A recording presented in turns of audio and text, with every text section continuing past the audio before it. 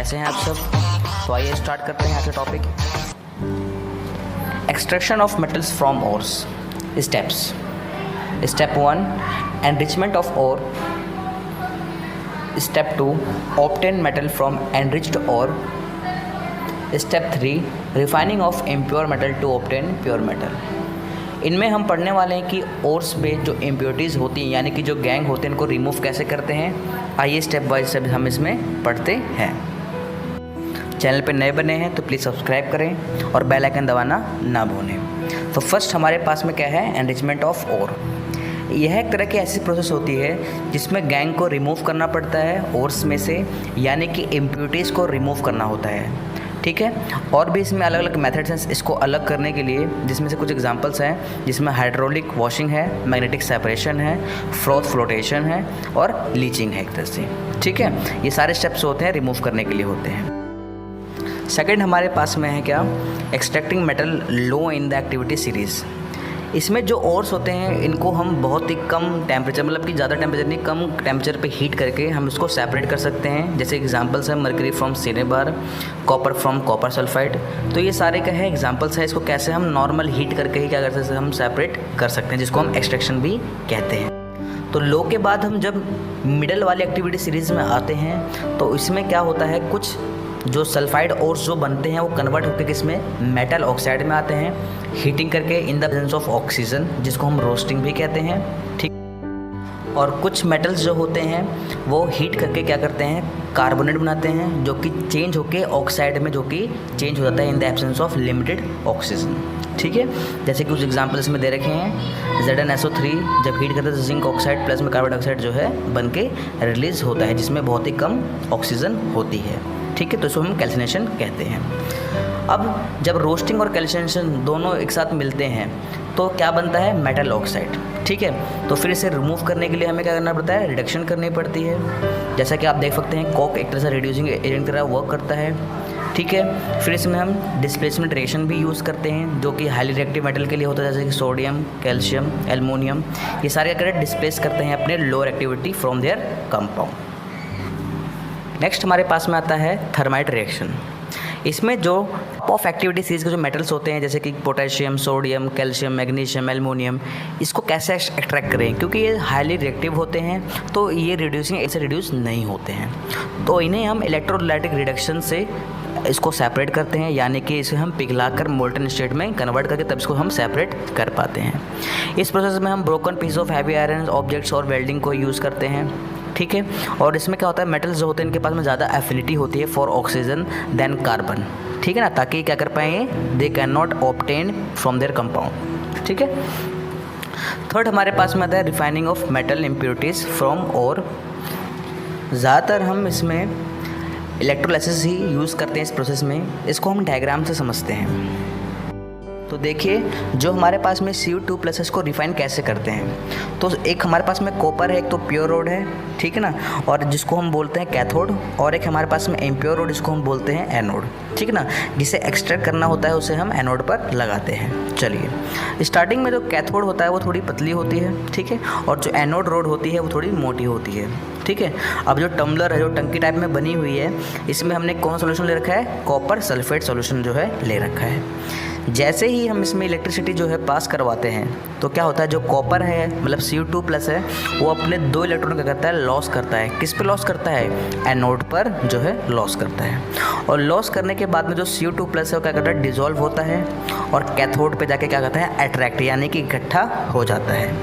ठीक है, last process में आप ऑब्जर्व करेंगे जो एनोड होती है ना वो थोड़ी पतली हो जाती है और कैथोड जो उस पर इकट्ठा होकर क्या थोड़ा सा वो मोटी हो जाती है, तरह से मतलब कि यानी कि वो थिक हो जाती है। और जितनी भी इम्प्योरिटीज़ एक तरह से होती हैं वो किस पे जाके जुड़ती हैं, मतलब एनोड पे, जिसको हम क्या कहते हैं, एनोड मड भी कहते हैं एक तरह से। तो ये सारी की सारी इम्प्योरिटी जो है नीचे आके वो इकट्ठा होती हैं एनोड साइड पे, और इसी को हम क्या कहते हैं, इलेक्ट्रोलाइसिस प्रोसेस कहते हैं, जिससे हम मेटल को क्या करते हैं, रिफाइन कर सकते हैं ताकि और जो है अपना अलग हो पाए। ठीक है ना, अब इसमें जो कुछ पॉइंट्स जो है मैं आपको बताऊंगा इसमें कि इसमें कौन कौन से पॉइंट्स हैं। तो देखिए, फर्स्ट पॉइंट क्या है हमारे पास में,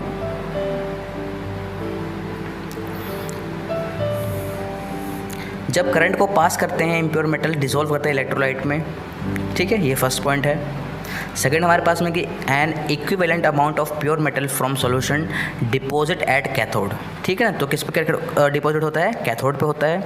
थर्ड हमारे पास में the insoluble impurity settle down at the bottom of anode, जो कि हमने बताया था आपको कि सेटल डाउन होता है इम्प्योरिटीज होती है बॉटम ऑफ एनोड पे, जिसको हम क्या कहते हैं, एनोड मड कहते हैं।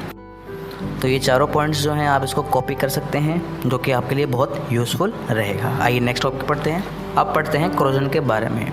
इसको हमने चैप्टर नंबर 1 में पढ़ा था थोड़ा सा, आइए थोड़ा डेप्थ में पढ़ते हैं कि corrosion metals are attacked by substance in surroundings like moisture and acid. Silver it react with sulphur in air out from silver sulphide and article become black. Copper जो होते रिएक्ट करते हैं मोस्ट कार्बन डाइऑक्साइड में in the air and gains green coating, ठीक है। And iron acquires a coating of a brown flaky substance are called rust, ठीक है ना।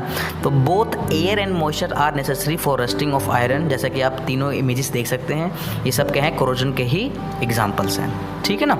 तो rust is hydrated from third oxide, जिसको हम Fe2O3 एंड XH2O हम कहते हैं। तो ये क्या है, कोरोजन के बारे में। अगर आपको एग्जाम में आता है कोरोजन के बारे में तो आपको पूरा चीज़ लिखनी पड़ेगी और एग्जाम्पल भी देना पड़ेगा कि कैसे कैसे क्या होता है, कोरोजन किस कलर में आता है, ब्लैक होता है कि ग्रीनिश होता है कि उसमें ब्राउन कलर का जो है लेयर चढ़ती है। इन सब के बारे में आपको कोरोजन पे एक्सप्लेन करना होगा। नेक्स्ट हमारे पास में क्या है, प्रिवेंशन ऑफ कोरोजन, यानी कि हम कोरोजन से कैसे बचाव करें। तो prevention of corrosion, rusting of iron is prevented by painting, oiling, greasing, galvanising, chrome plating, anodising. तो ये सारे प्रोसेस हैं जिससे क्या होता है, कोरोजन नहीं होता है किसी भी आर्टिकल पे। अब गैल्वेनाइजेशन पे देखेंगे कि आयरन और स्टील जो होते हैं वो कोटेड होते हैं with a layer zinc of, because oxide thus form is impervious to air and moisture thus protects further layer from corrosion, ठीक है ना। तो किसी भी मेटल पे क्या करते हैं, वो जिंक प्लेटिंग करते हैं, जिससे क्या होता है उस पर मतलब कि एयर और कोई मॉइस्चर कांटेक्ट में नहीं आता, जिससे क्या होता है, कोरोजन नहीं हो पाता है। तो इसको हम क्या कहते हैं, गैल्वेनाइजेशन कहते हैं। तो ये दोनों जो इमेजेस हैं आपके पास में, ये गैल्वेनाइजेशन के बारे में कि प्रोसेस ऐसे स्टार्ट होती है। नेक्स्ट हमारे पास में आता है एलॉय। एलॉय एक तरह के होमोजीनियस मिक्सचर ऑफ मेटल्स होते हैं। अगर इसमें हम थोड़ा सा भी कार्बन ऐड करते हैं तो क्या होता है, आयरन जो है हार्ड एंड स्ट्रॉन्ग होता है। फर्स्ट एग्जांपल हमारे पास में क्या है, स्टील है, जिसमें हार्ड आयरन है और कार्बन है। Use for construction of roads, तो इसको हम यूज़ करते हैं के लिए, रेलवेज़ के लिए, और भी जो यूजेस होते हैं जिसमें हम स्ट्रॉन्ग आयरन की रिक्वायरमेंट होती है, तो उसको हम इसमें स्टील का प्रयोग करते हैं। तो ये फर्स्ट हमारे पास में जो था स्टील के बारे में था, जिसको हम कहते हैं एलॉय। आइए अब हम पढ़ते हैं सेकंड, जो कि हमारा क्या है, स्टेनलेस स्टील के बारे में है। क्योंकि आपने स्टेनलेस स्टील के बारे में तो ऑलरेडी पहले से पढ़ा हुआ है, जो आपके घरों में भी एक तरह से यूज़ होते हैं। तो आइए इसकी कुछ डेफिनेशन पढ़ते हैं कि ये हार्ड होते हैं, रस्ट फ्री आयरन होते हैं, ठीक है। निकल एंड क्रोमियम, ठीक है ना, निकल and chromium use in utensils, ठीक है। तो ये आप देख सकते हैं कि क्या है, ये स्टेनलेस स्टील के कुछ एग्जांपल्स हैं। थर्ड हमारे पास में है ब्रास। आइए पढ़ते हैं कि low electrical conductivity copper and zinc होता है, ठीक है।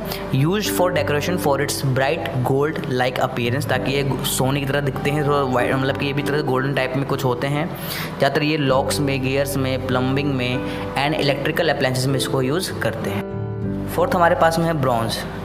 ये प्योर मेटल कॉपर होता है और टिन से, ठीक है ना, और it is use to make coins, spring turbines and blades. Fifth है हमारे पास में सोल्डर। ये लो मेल्टिंग पॉइंट होता है, is use to weld wires, lead and tin and use to create permanent bond between metal work pieces. Sixth हमारे पास में एमेलगम। यह एक तरह का मिक्सचर होता है जिसमें मरकरी और भी दो दूसरे मेटल्स होते हैं, मिक्स हो रखे होते हैं, ठीक है। ज़्यादातर इसको डेंटिस्ट यूज़ करते हैं दांतों में जो होल्स होते हैं उनको फिल करने के लिए। तो गाइज़ ये पूरा चैप्टर नंबर 3 जो है हमारा आज ख़त्म हो चुका है। वीडियो अगर पसंद आए तो प्लीज़ लाइक करें, चैनल को सब्सक्राइब करें और दूसरों को भी शेयर करें। मिलते हैं नेक्स्ट वीडियो में। Thank you.